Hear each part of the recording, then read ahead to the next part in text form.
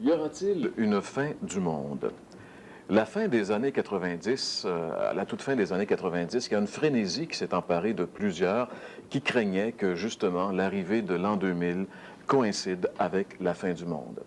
L'histoire ne faisait que se répéter à toute fin pratique, puisque l'histoire nous révèle que même une grande panique avait bouleversé le monde pour la même raison, avec l'arrivée de l'an 1000. Après les attaques terroristes à New York à l'automne dernier, une jeune femme très inquiète m'a demandé si cela ne pourrait pas être le coup d'envoi des événements catastrophiques de la fin du monde. Il semble que cette pensée de la fin du monde soit imprimée quelque part dans notre subconscient, ou encore, comme le diraient certains psys, dans l'inconscient collectif. Mais d'où vient cette idée de la fin du monde? Y aura-t-il une fin du monde? La Bible parle-t-elle de la fin du monde? Oui, mes amis, la Bible parle de la fin du monde. En tout cas, elle parle de la fin de l'histoire de l'humanité comme on l'a connue depuis plusieurs milliers d'années maintenant. La Bible révèle que notre monde a eu un début et qu'il aura une fin.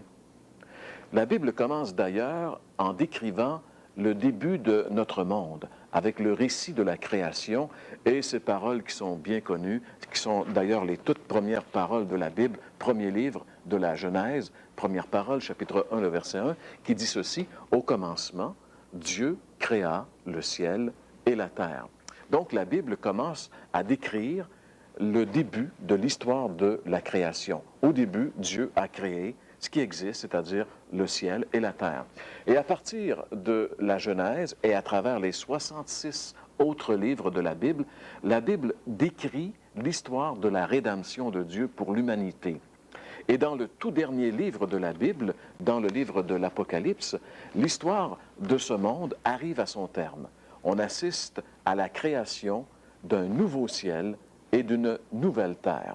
Donc, début de la Bible, création du ciel et de la terre, l'histoire de la Bible et l'histoire de la rédemption, et à la toute fin, on arrive à la fin de cette terre et de ce ciel avec la création d'un nouveau ciel et d'une nouvelle terre.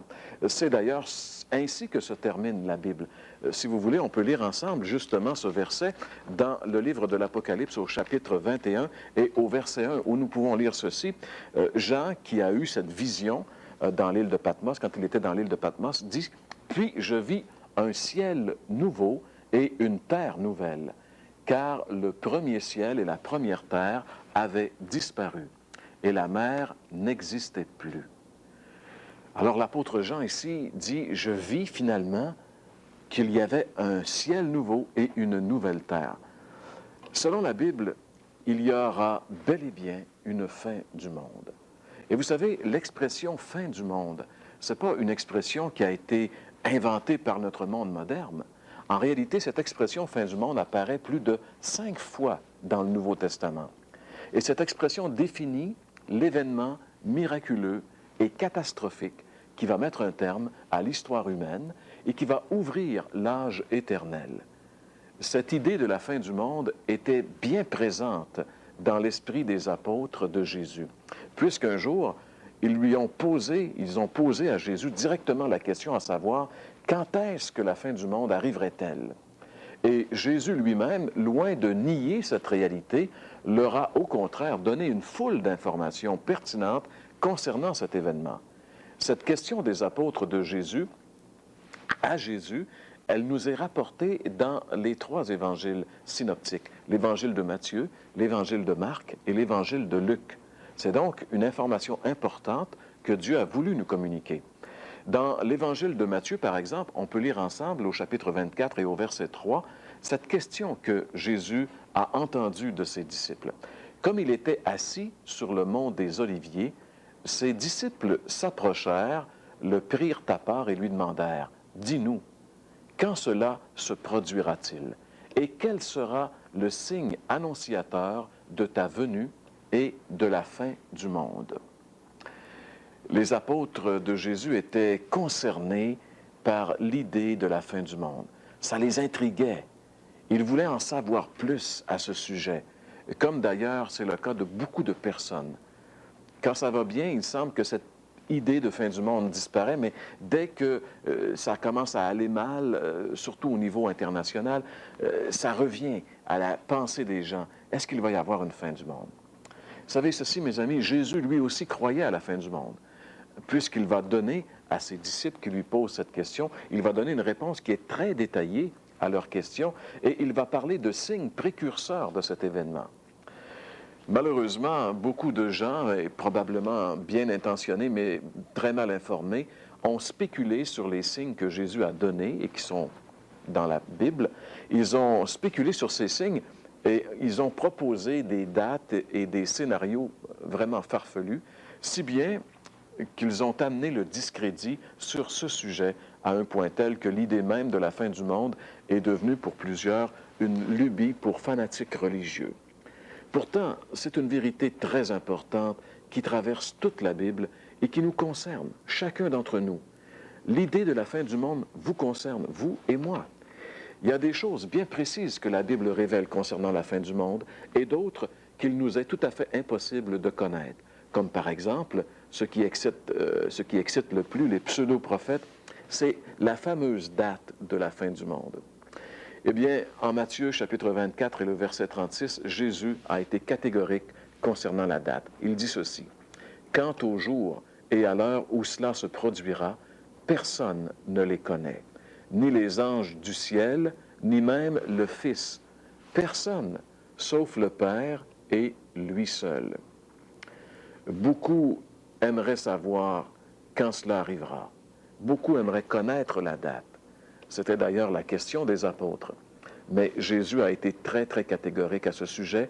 Rien ne sert de spéculer. Jésus a dit, personne ne sait. Tous les pseudo-prophètes qui ont mis des dates dans le passé se sont trompés eux-mêmes et ont trompé les autres. Et tous ceux qui le feront dans le futur se tromperont eux-mêmes et tromperont aussi les autres.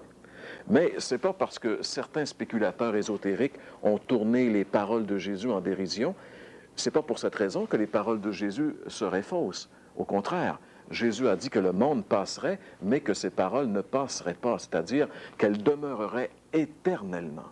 Donc, on peut vraiment affirmer, sur la base des paroles mêmes de Jésus, que la fin du monde va un jour arriver. Et parmi les informations importantes que Jésus nous a laissées concernant cet événement, il y a une chose qui doit s'accomplir avant la fin du monde. C'est le fait que la bonne nouvelle de l'Évangile doit être annoncée partout sur la terre. Les dernières paroles de Jésus à ses disciples à ce sujet sont très révélatrices.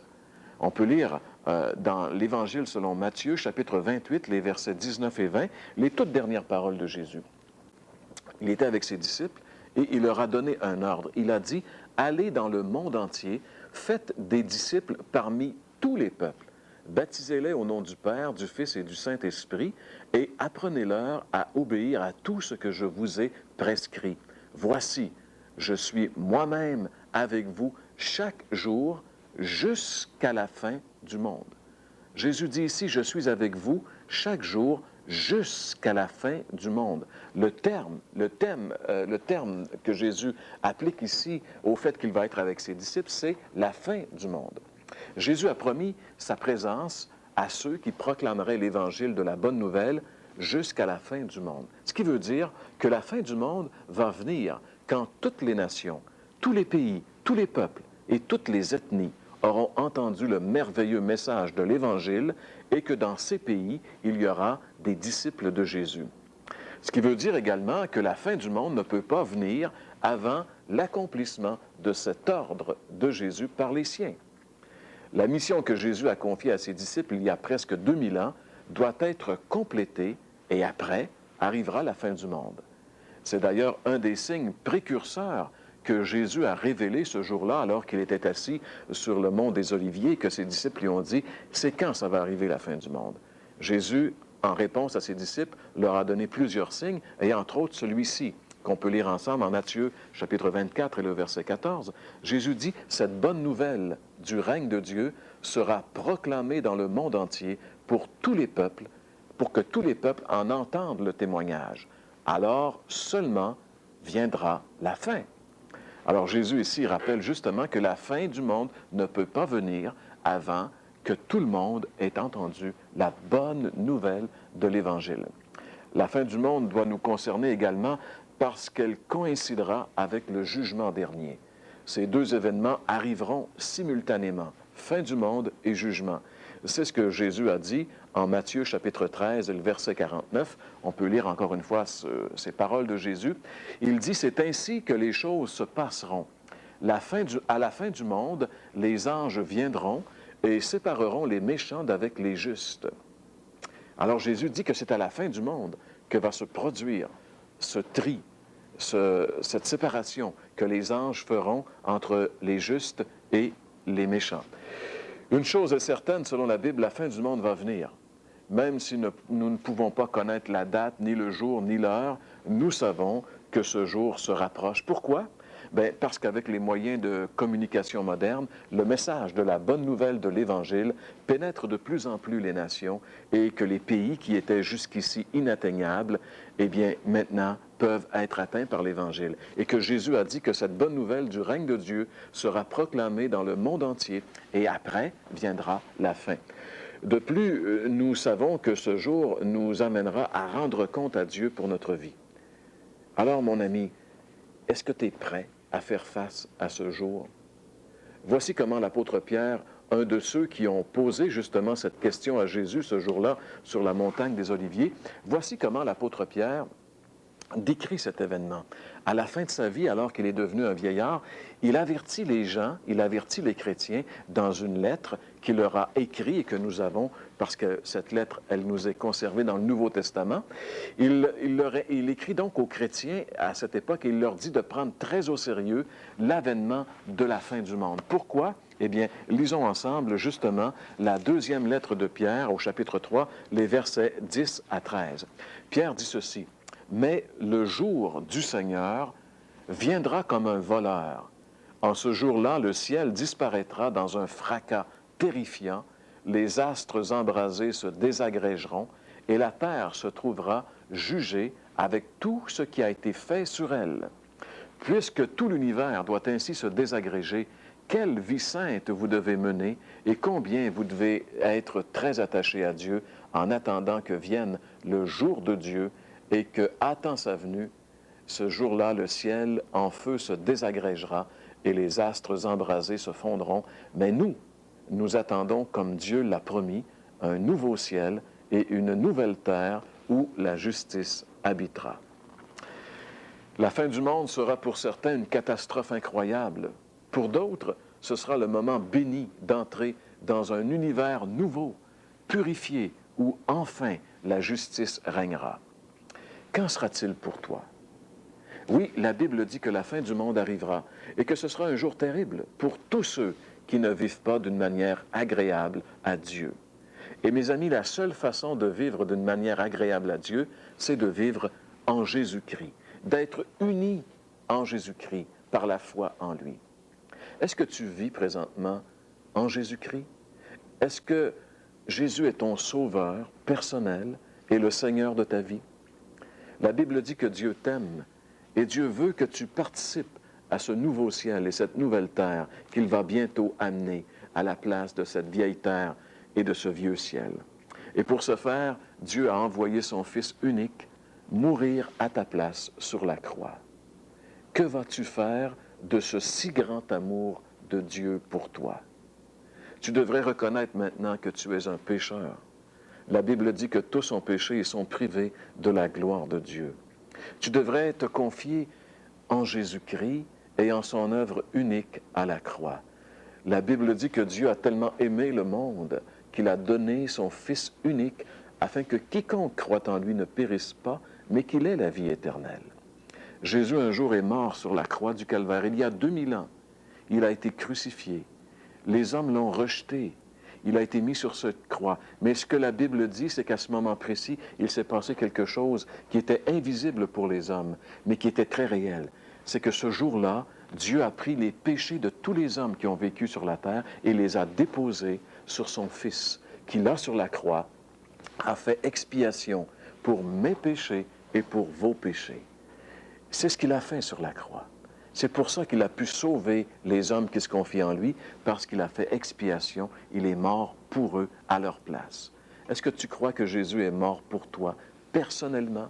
Est-ce que tu crois que Jésus a porté tous tes péchés sur la croix et qu'il a complètement accompli l'œuvre du salut, si bien que sur la croix, il a dit maintenant, tout est accompli. Tout ce que tu as à faire maintenant, c'est de te tourner vers le Seigneur Jésus-Christ, de lui dire merci pour l'œuvre de la croix et de le recevoir comme ton sauveur personnel. De simplement dire, Seigneur Jésus, je crois que tu es mort pour moi sur la croix, que c'est mes péchés à moi qui t'ont fait souffrir et qui t'ont fait mourir. Seigneur, je te demande pardon. Je te reçois maintenant comme mon sauveur et comme mon Seigneur. Seigneur, prends ma vie et fais de moi ce que tu veux.